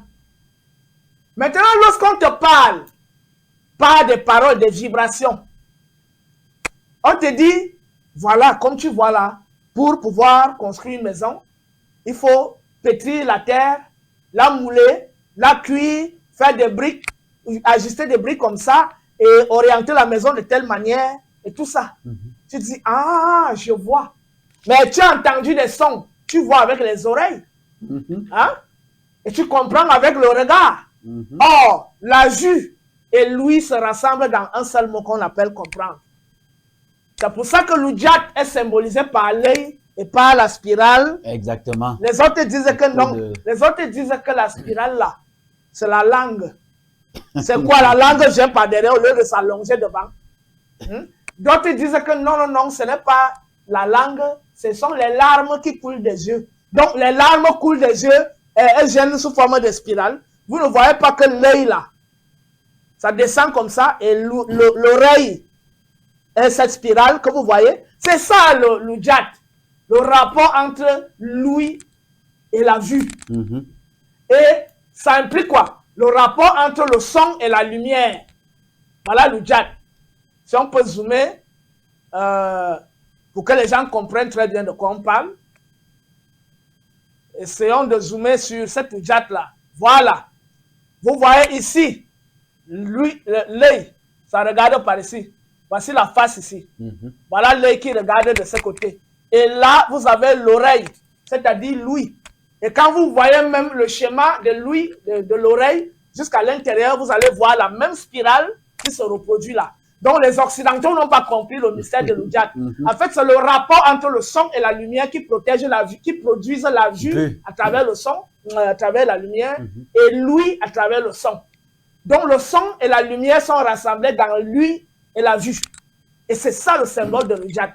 Et c'est l'expression de l'intelligence divine. On organise les choses sur la base de la compréhension. Si on ne comprend rien, on ne peut rien organiser. Mais c'est très important, frère, et c'est même très intelligent Oui. de ta part. Oui. C'est-à-dire, on t'explique quelque chose. Oui. Tu ne dis pas que tu as compris, tu dis, ah, je vois. Je vois. Alors que tu Voilà. as plutôt écouté. Écoutez, c'est ça. Donc, nous sommes là dans la pensée, au cœur de la pensée africaine. L'Ujat, les Occidentaux ont leurs interprétations, mais ce que nous, on a compris, sur la base des dons que nous sommes nés avec et sur la base de nos cultures, on a compris que l'œil et la vue sont le symbole du son et de la lumière. Et les deux sont liés dans une même nature, qui est la force intelligente qui repose en elle-même. Exactement. Lorsque cette force vibre, elle vibre pour être perçue. C'est ça qui produit l'écho. Et c'est ça qui est symbolisé par la coque d'escargot. Qu'on voit aussi sur les symboles hindous. On voit la divinité avec une conque d'escargot, qui est donc la production de l'écho primordial qui a engendré l'oreille. Et on voit au-dessus d'un bâton une sphère émettant des ondes, qui est le symbole de la manifestation primordiale de la lumière qui a produit la vue. De l'écho du son primordial naquit l'ouïe, de l'écho du jaillissement de la lumière primordiale naquit la vue. Et des deux, la fusion du son, c'est-à-dire de la lumière et du son qui produit l'écho, on rentre là dans la nature qu'on a caractérisée au départ, à savoir la force intelligente. Et cette force dans sa vibration produit l'écho, et cette intelligence dans sa lumière produit la vue. Et donc, on est là dans un schéma qui... Et c'est cette intelligence-là, justement, qui fait en sorte que tu peux percevoir, c'est-à-dire déduire. Quand tu suis le tonnerre, tu ne vois pas le tonnerre, mais tu sais que c'est le tonnerre. Voilà, tu comprends le langage du tonnerre. Quand tu suis le son du vent, même n'étant pas en contact direct avec le vent, tu sais que c'est le vent. Et tu sais où donc, il va. cette intelligence-là, justement. Et ceux qui savent écouter le langage du vent vont te dire ce qui se passe au fond. Donc, je reprends de manière très succincte. De la force émane la vibration qui produit l'écho et qui produit l'ouïe plus tard. C'est-à-dire tout ce qui est lié à l'oreille. De cette force, et suite à cette vibration, il y a une lumière qui jaillit. Et sur la base de cette lumière, il y a une organisation. C'est-à-dire là, c'est la manifestation de l'intelligence qui reposait dans la force. Et de cette lumière et de cette intelligence se manifeste la vue. C'est pour ça qu'on dit la clarté de l'esprit est l'expression de l'intelligence. Exactement. Un esprit clair, clairvoyant, c'est un esprit intelligent. Hein? Et un esprit fort, vigoureux, c'est un esprit plein de force et d'énergie et de vibration. Donc, vous voyez la corrélation entre la force et l'intelligence qui produisent plus tard la vue et l'ouïe. Et donc là, on est en train de dire la deuxième manifestation de la parole, c'est la vibration. D'abord de la nature, le son des eaux, des chutes, des eaux qui ronronnent sur les pierres, le mouvement du vent, le mouvement du tonnerre, etc. Avant même d'arriver au chant, parce qu'il y a même des plantes qui sifflotent aussi. Avant d'arriver au chant des animaux, le chant des grillons, des sifflotements des serpents, le chant des oiseaux, et avant de parvenir à ce qu'on qualifierait de langage articulé qu'on retrouve chez l'humain. Vous voyez, tout ce processus, tout ce parcours rassemble le son et rassemble la parole. Mais c'est encore une parole qui n'est pas encore à la portée de tout humain. La raison en est que ce n'est pas tout le monde qui connaît le langage des plantes, qui sait écouter la plante. Ce n'est pas tout le monde qui sait écouter l'eau, le message que transmet l'eau qui coule. Ou alors le vent, ou le craquement du tonnerre. Ou même les chants des oiseaux. Ou le chant des oiseaux. Il y a les oiseaux qui chantent, qui transmettent un message. Ont un certain ton le matin, à midi, et voilà, le soir un autre. Voilà. Ce n'est pas tout le monde qui est capable d'écouter les sons qu'émettent les rayons solaires. Ce n'est pas tout le monde qui est capable de percevoir les vibrations subtiles des rayons solaires et de la lune. C'est pas tout le monde. Y compris les vibrations de la terre et de l'eau. Donc, il y a un langage et une parole voilée. Maintenant, une parole dévoilée qui est à la portée de tout humain, c'est donc le langage articulé des humains. Et là, lui-même, ce langage articulé se diversifie encore selon les cultures, selon les sites géographiques, selon l'histoire et selon le vécu de ce peuple-là. On peut être des étones, tous des étones au départ, mais si on quitte la localité où nous sommes tous rassemblés, pour se retrouver dans une autre forêt ou dans un désert, beaucoup de choses dans nos mots vont varier et auront une autre sonorité et parfois des autres sens et significations. Donc, même au niveau des humains, on est dans une parole éclatée et diversifiée. Donc, si on arrive en Indonésie, il y a une parole spécifique, un langage, une langue spécifique là-bas. Quand le chinois parle, même si c'est en français, à travers son accent et le ton, tu sens que ça c'est sans le voir. L'accent chinois. Exactement. Ça c'est l'accent arabe, ça c'est l'accent russe, ça c'est l'accent eton, ça c'est l'accent ewondo, ça c'est l'accent bassa, ça c'est l'accent bamileke. Donc, il y a cette influence anthropologique, socio-culturelle qui se manifeste à travers même l'agencement des sons et la manipulation de la langue comme organe, etc. Donc, on est là donc dans une panoplie d'approches en rapport avec ce qui concerne la parole. Mais dans notre contexte bien précis, la parole est l'expression du cœur. Et là, cette parole, si elle est une parole belliqueuse, c'est que ce cœur cache une colère. Si elle est une parole de bénédiction, c'est que ce cœur cache un don et une joie à partager. Si elle est une parole de médisance, c'est que ce cœur cache soit une jalousie, soit une incompréhension de ce dont on veut parler.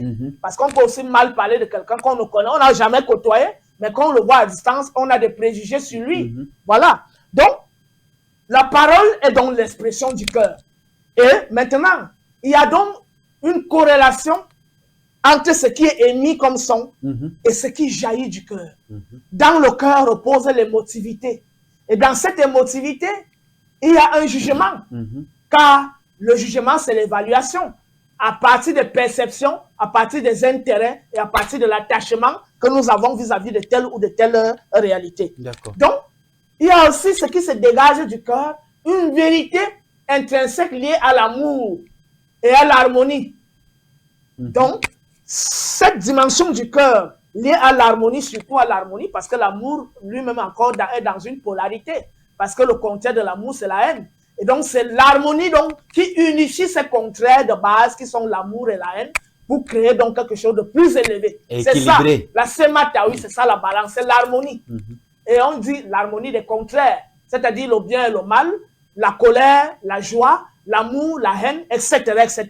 L'harmonie est donc la dimension supérieure qui fait en sorte que lorsque notre cœur a cultivé cette harmonie, nos paroles, nos pensées, d'abord nos pensées, nos paroles et nos actes seront en conformité avec cette harmonie. Et donc pour cultiver cette harmonie, il faut cultiver le cœur. Et pour cultiver ce cœur, il faut apprendre à discipliner ses désirs, ses passions, ses envies et tout ça. Et plus tard, il faut aussi être capable de maîtriser profondément la dimension supérieure, d'équilibrer toutes les forces qui nous meuvent. Mais il faut retenir une chose, c'est que chaque humain est mu, est dominé par un élément. S'il est terre, il sera tendance à être matérialiste.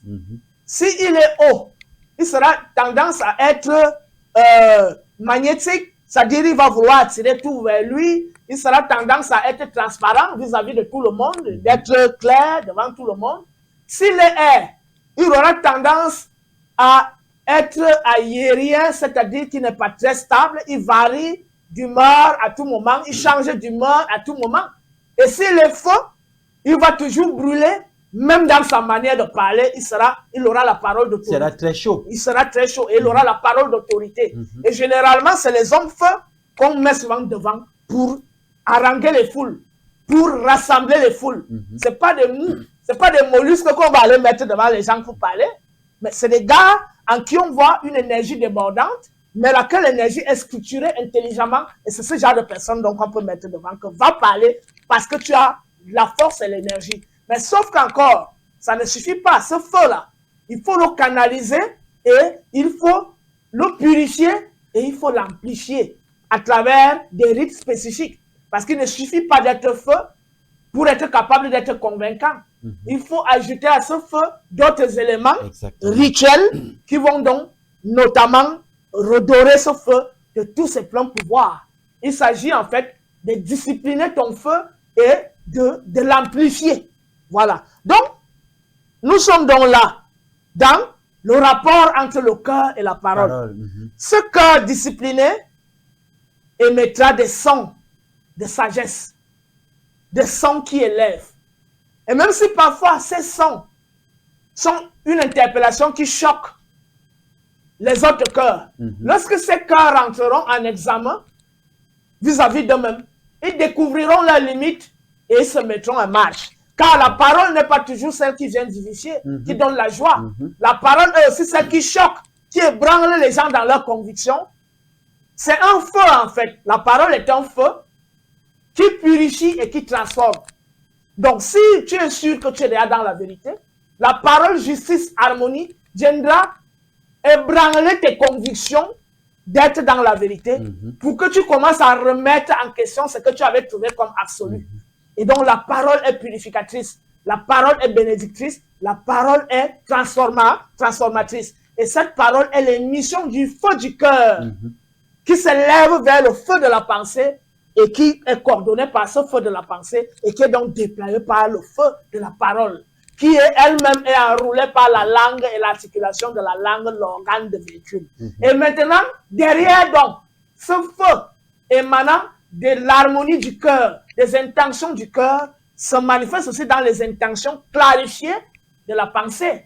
C'est pour ça que toute parole renferme en elle un feu, renferme un désir et renferme une intention. Et c'est sur la base de l'intention qu'on peut donc canaliser la parole pour que la parole puisse atteindre son but. Merci à nos ancêtres de nous inspirer les pensées, les paroles et les actes justes, surtout les paroles. Voilà frère, nous allons avancer, nous acheminons inexorablement vers la fin de cette émission. Maintenant, quel peut être le rapport de l'humain au divin? Est-ce que on peut, n'est-ce pas, s'adresser directement au divin? Je ne vais plus parler de prière. Est-ce qu'on peut s'adresser directement au divin dans le cadre de ce que tu as appelé tout à l'heure, louange et adoration, ou il faut toujours un intermédiaire, et pour le cas d'espèces des Africains, peut-être leurs ancêtres? Oui, le rapport de l'humain au divin, ce rapport est d'abord renfermé dans ce qu'on appelle la vie. L'humain est un vivant. Et cet humain émane d'un père et d'une mère, qui eux-mêmes sont liés à tous les éléments qui les entourent, donc sont liés à la nature. Donc, le rapport de l'humain au divin, c'est le rapport de la vie, le rapport de célébration de la vie, le rapport de reconnaissance de la vie que nous avons reçue. C'est aussi le rapport de bien-être, non seulement la vie, mais le bien-être. Le fait que nous ayons des parents qui nous nourrissent, le fait que nous ayons une terre qui nous produit des fruits, des légumes en abondance, le fait que nous ayons des eaux qui ont beaucoup de poissons et des forêts qui ont beaucoup de gibier avec beaucoup d'arbres fruitiers, n'est-ce pas? Non seulement on reconnaît qu'on a reçu, mais on célèbre ce que nous avons autour de nous. Donc, c'est la reconnaissance de la vie et la célébration de la vie. Avant même d'arriver au divin, parce que avant d'arriver à ce qui est invisible et qui est parfois au-delà de la pensée humaine ordinaire, il faut d'abord voir tout ce qui est autour de nous, qui est source de vie, source de perpétuation de la vie et source de bien-être. Donc, nous reconnaissons la vie, nous reconnaissons le bien-être que nous recevons de tout ce qui nous entoure, hommes, animaux, végétaux et planètes et autres, et nous célébrons donc cette vie et ce bien-être-là. Le rapport au divin est un rapport vital et par ricochet, bien-être, qui dit bien, dit perception, sentiment, sensibilité, etc. et jugement. Le jugement est lié au cœur, une fois de plus. Et tout ce qui est jugement, tout ce qui est désir, tout ce qui est sentiment, tout ce qui est sensation, tout cela émane des capacités du cœur. Mais sauf que le jugement du cœur n'est pas un jugement analytique, n'est pas un jugement critique au sens rationnel du terme. C'est un jugement affectif.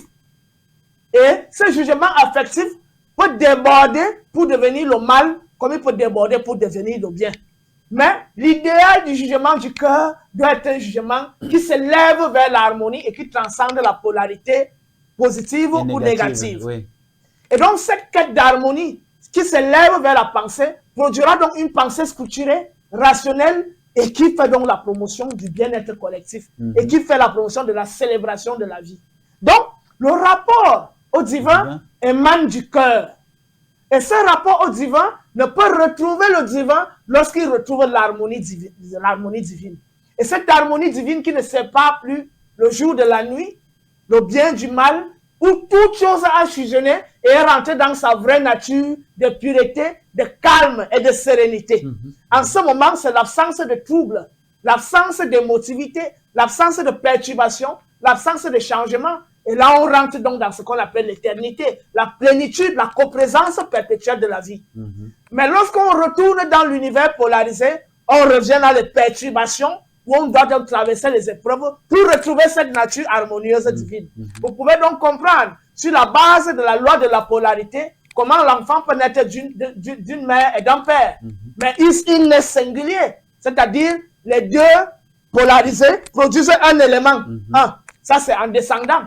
Mais lui-même, l'enfant qui est né doit remonter pour trouver l'harmonie divine. Donc, le cœur, qui est donc mat, s'élève donc vers la purification pour pouvoir atteindre la plénitude lumineuse qui est donc capable d'éclairer tout ce qui est dans les ténèbres et ramener tout ce qui est dans les ténèbres dans la compréhension de sa propre nature. Que chacun de ces éléments puisse accéder à la compréhension de chacune de leur nature.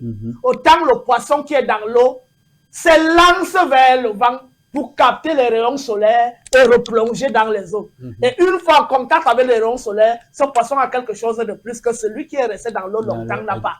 Donc nous sommes en perpétuel jaillissement vers la lumière pour capter la sagesse, l'intelligence lumineuse et replonger dans la matière pour aller vivifier la matière, et etc. C'est donc un cycle perpétuel. Mais on est encore dans la logique des méandres, des ondes et des ondulations. Mais lorsqu'on entre dans la sérénité ultime, on se retrouve dans ce qu'on appelle la paix du cœur, la sérénité du cœur, et on est donc en phase avec le divin. Et dans ce sens, le seul dialogue qui puisse s'établir directement entre l'humain et le divin, c'est le dialogue de l'harmonie du cœur. Donner Mahat à Mahat, nous avons reçu la vie, nous avons reçu la vérité, nous avons reçu l'organisation de la nature, c'est-à-dire l'intelligence. Et une fois que nous avons compris ça, on remet donc cette intelligence au divin et on fusionne. Il n'y a que notre cœur qui fusionne avec le divin. C'est pour ça que c'est ce cœur qui est pesé sur la balance. Donc le seul langage que l'homme peut véritablement établir avec le divin, c'est le langage du cœur qui atteint l'harmonie et la clarté divine. D'accord. Qu'en est-il du rapport avec les ancêtres, du rapport au génie tutélaire et aux esprits même des éléments? Voilà. Donc maintenant, nous voyons que le rapport direct avec le divin, c'est un rapport de cœur. C'est-à-dire celui qui a vécu, qui vit pleinement la Mahat, l'harmonie. L'harmonie, c'est-à-dire la vérité, la justice, l'équité et tout ça. Et le bien-être collectif. Il n'y a que celui-là qui fusionne. Et généralement, ceux qui vivent dans cette nature n'ont pas souvent besoin de quoi que ce soit. Les choses viennent naturellement. Ils ne font pas trop d'efforts pour obtenir des choses. Parce qu'ils répandent l'harmonie, la lumière autour d'eux. Et tout ce qu'ils touchent, ils purifient et ils transforment. Alors, les ondes positives que nous aurons émises, on les reçoit. Voilà. Comme la pierre qui tombe dans l'eau, qui produit des vagues et lesquelles vagues reviennent vers le centre. Nous évoluons donc à ce qui concerne le rapport aux ancêtres. Le rapport aux ancêtres est un devoir moral et même vital et existentiel. Il est d'abord vital, existentiel, avant même de devenir moral, parce que la morale est déjà la maturation de l'esprit humain. Donc, une fois que nous nous rendons compte que nous héritons notre existence de nos ancêtres, nous avons le devoir mémoriel de les célébrer. Au-delà de ça, ils ont structuré la vie sociale dans une certaine manière. Ce qu'on appelle les interdits, les permis, comment, quel âge il faut se marier, il faut se circoncier, il faut le baptême traditionnel, le vaccin traditionnel, l'oracle, ce qu'il faut manger quand on est enceinte et ce qu'il ne faut pas manger, et ne pas coucher avec ses parents, des choses comme ça. Donc, toutes ces lois sociales, sociétales qui ont été adoptées rentrent donc non seulement dans la célébration des ancêtres, mais aussi dans la reproduction de la sagesse qu'ils auront léguée aux générations pour un mieux-être. Car ils auront été en contact avec la nature avant nous, ils ont découvert des choses et ils ont commencé à comprendre que ça, il ne faut pas faire ça. Ça, il faut faire ça. Et on lègue donc ce savoir. Mais sauf que quand on lègue ce savoir aux enfants, on doit être capable de leur expliquer le pourquoi on ne doit pas faire ça. Non seulement elle a dit, mon père m'a dit de ne pas faire Pomba. Ou mon maître initiateur m'a dit de ne pas faire Pomba. On doit être capable de donner le sens, la signification et la portée. Pour que ce ne soit pas dogmatique. Voilà. Donc, le rapport au génie tutélaire, oui, c'est justement tout ce qui est local, c'est-à-dire géographie, tout ce qui relève de la géographie. Si nous sommes dans un milieu où il y a les eaux, où il y a la forêt, ou en même temps les eaux et la forêt, si nous sommes dans un milieu désertique, on doit être capable de se concilier les entités, les esprits qui gouvernent cette zone-là. C'est-à-dire que chaque zone est gouvernée par une entité ou par un ensemble d'entités.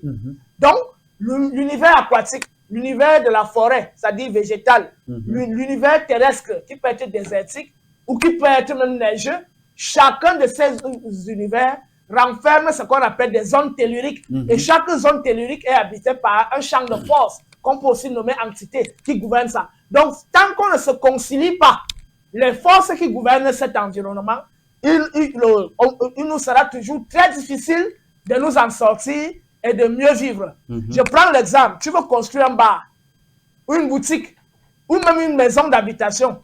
Tu viens poser ça sur un endroit hostile, qui t'est hostile, et tu n'as pas appris à connaître cet endroit-là. Chaque fois, tu auras des perturbations, des échecs, des tumultes, tout ce qui est négatif dans cet endroit-là. Donc voilà à peu près ce qu'on peut dire, et, y compris aussi le rapport aux esprits. C'est la même loi. Voilà, cet esprit, est-ce que tu connais la nature de l'esprit de l'eau? Est-ce que tu connais la nature des esprits du feu, de la terre, de l'air? Quel est le type de rapport que tu dois établir avec ces esprits? Et s'il faut faire des offrandes, des libations et certains rites, quel type de rite correspond aux esprits du feu? Quel type de rite correspond aux esprits de l'eau? Ou alors tel esprit de l'eau spécifique qui a une fonction, un rôle spécial? Il faut donc connaître la nature de chacun des génies des éléments avant de pouvoir établir le contact avec ces génies et avant de faire des libations et des offrandes. Est-ce pourquoi certains peuples ne s'établissaient pas à certains endroits justement par hasard? Bien évidemment, parce qu'ils ne s'y établissaient pas tout simplement parce que l'endroit ne correspond pas aux vibrations et à la nature de ce peuple-là. Donc, le peuple ne peut s'installer que là où l'endroit lui est favorable et là où il maîtrise mieux les entités et comment il peut communiquer avec ces entités et même comment exploiter l'environnement. Et donc, ceux qui se déplaçaient avaient des codes. Et parfois, même quand ils s'entêtaient pour pouvoir s'installer à un endroit, ils voyaient toutes les catastrophes qui arrivaient, soit des morts subites, soit des choses. Ils comprenaient que cet endroit ne leur est pas compatible. Il faut partir de là, y compris même nos fréquentations. Les femmes qu'on rencontre, les hommes qu'on rencontre. Si ton partenaire ou ta partenaire n'était pas compatible, quitte-la et unis-toi à celui ou à celle, c'est-à-dire mâle et femelle, homme et femme. Là, nous, on n'est pas dans les LGBT autres là. Unis-toi à ton partenaire féminin, à ta partenaire féminin si tu es un homme, qui a des vibrations qui correspondent aux tiennes et qui peuvent vous permettre de construire une meilleure vie. Donc cette union est aussi l'union à la terre où tu viens habiter. Donc c'est la même chose qui se perpétue même dans les relations humaines. Voilà, donc l'union avec les génies tutélaires et les esprits doit donc émaner de la connaissance de ces génies tutélaires ou de chacun de ces génies et de leur nature et quel type de rapport et quel type de rite il faut établir avec eux. Et nous voulons aussi poursuivre en disant nos ancêtres nous servent d'intermédiaires parce qu'ils nous ont précédés, ils ont laissé des lois, et arriver là-bas devant, ils ont une meilleure clarté pour voir ce que nous, on ne voit pas. Ils peuvent donc intervenir dans les rêves pour nous dire les dangers qui nous guettent ou par des signes quotidiens pour nous dire, prévenir des dangers et parfois aussi pour nous protéger contre des attaques inattendues et dont nous n'avons pas pris en compte. D'accord. Nous finissons justement l'émission avec la notion de statut de la vraie prière kamite. Oui, effectivement, ce que les kamites nomment prière. La première prière chez le kamite, c'est la pratique de la Mahat. Et c'est quoi la pratique de la Mahat? Elle émane de la connaissance de toutes les lois que notre communauté a léguées à la postérité. Et lesquelles lois peuvent être expliquées dans leur nature profonde. Pour que chacun, en les appliquant, ne soit pas en train de reproduire moutonnièrement comme un zombie sans savoir ce qu'il est en train de faire. Il faut que ces lois soient intelligibles, parfaitement comprises, pour que ça ne renferme pas aussi des pièges. Parce qu'on peut pratiquer des choses alors que ça nous mène plutôt vers la déchéance, vers la dépravation. Donc il faut qu'on sache pleinement le pourquoi on ne doit pas manger le serpent, le pourquoi on ne doit pas uriner devant le soleil, etc. Le pourquoi on ne doit pas cracher sur les eaux, déféquer sur les eaux, etc., etc. Il faut savoir le pourquoi des interdits que nos ancêtres ont légués. Maintenant, la pratique de la Mahat s'ensuit aussi à la connaissance de la nature, c'est-à-dire la connaissance des plantes, de leurs vertus et de leurs fonctions dans le réel. Et quel type de contact nous devons établir avec ces plantes, y compris les animaux, y compris le monde minéral, y compris l'eau, la terre, le feu, l'air, etc., comme on a essayé d'ébaucher. Il faut donc connaître la nature de chacune de ces choses-là. Maintenant, après la connaissance du savoir légué par les ancêtres, après la connaissance de la nature, de chaque élément existant dans la nature, il y a maintenant la pratique de la vertu. C'est-à-dire qu'on doit être capable de dompter la volupté, la gourmandise, la convoitise, le désir extrême, les passions démesurées qui reposent en nous. C'est-à-dire que si tu as un esprit gourmand, que tu aimes trop l'argent, ou que tu aimes trop les femmes, le sexe, ou que tu aimes trop les hommes, ou que tu aimes trop la nourriture, il faut discipliner ça pour retrouver l'harmonie. L'équilibre. Oui, et on dit donc que tu es sobre, tu es un esprit sobre. Si tu es quelqu'un qui se met en colère dans n'importe quelle situation, que tu aies raison ou que tu n'aies pas raison, il faut apprendre à pouvoir te mettre en colère lorsque tu as rassemblé toutes les raisons avec toi et lorsque tu es capable de justifier ta colère. Si tu es incapable de justifier ta colère, ça veut dire que tu n'as pas la maîtrise de toi-même. Maintenant, ceux qui disent qu'il ne faut même pas se mettre en colère, je dis, il faut se mettre en colère parce que lorsque le soleil sort le matin, n'est-ce pas, il émet les ondes très doux, les ondes lumineuses, très douces. Mais à midi, le soleil de midi, il est ardent, il est violent. Mais il est violent pour une raison. Les ondes du matin, c'est doux pour une raison. Le soir encore, ça a une autre vibration. Donc vous voyez que même les astres reflètent cette nature. Donc il faut être capable de justifier ta colère. Et une fois que tu justifies ta colère, tout le monde dit tu as raison, calme-toi maintenant et on va changer les choses positivement. Donc il y a la connaissance de la sagesse ancestrale, la connaissance de la nature, de toutes les composantes de la nature, la maîtrise de ses désirs, de ses passions, la maîtrise de ses émotions. Lorsqu'on voit une fille avec des rondeurs, si on commence à convoiter toutes les filles qui ont les rondeurs, on se retrouvera avec 1000 femmes autour de nous et on n'aura plus incapable de les satisfaire. Donc la démesure, on doit prendre le contrôle sur la démesure. Il y a maintenant une autre pratique de la Mahat qui est la maîtrise de son système respiratoire, qui nous permet non seulement d'énergifier nos cellules, de purifier notre sang, de purifier tout ce qui est en nous, afin de permettre à l'énergie divine de circuler pleinement dans notre corps, de nous mettre en contact avec l'énergie tellurique et de nous mettre en contact avec l'énergie qui vient du haut. Et une fois qu'on a créé l'harmonie entre l'énergie du bas et l'énergie du haut, on établit donc l'harmonie vibratoire qui nous permet d'être en phase avec les fréquences vibratoires harmonieuses et mahatiques. Donc il y a l'alimentation Il faut savoir que tout ce qui est huileux et graisseux empêche à l'énergie de bien circuler dans le corps. Donc, il faut manger léger, les bouillons, les végétaux, les légumes, les céréales, les fruits et éviter de trop consommer la viande, consommer du poisson. Mais quel type de poisson? Il y a l'alimentation qui est en danger. Et ensuite, il y a la purification, les bains de purification. Il faut se purifier constamment et entrer en contact avec le soleil, avec la pleine lune, etc. Tous les éléments de la nature. Ensuite, il y a la méditation permanente qui nous permet à chaque fois de ne pas nous écarter de cette harmonie que nous promouvons. Donc, le respect de tout ça nous empêche donc de nous mettre à demander les choses. Parce que quand on pratique tout ce qu'elle vient de dire, tout vient vers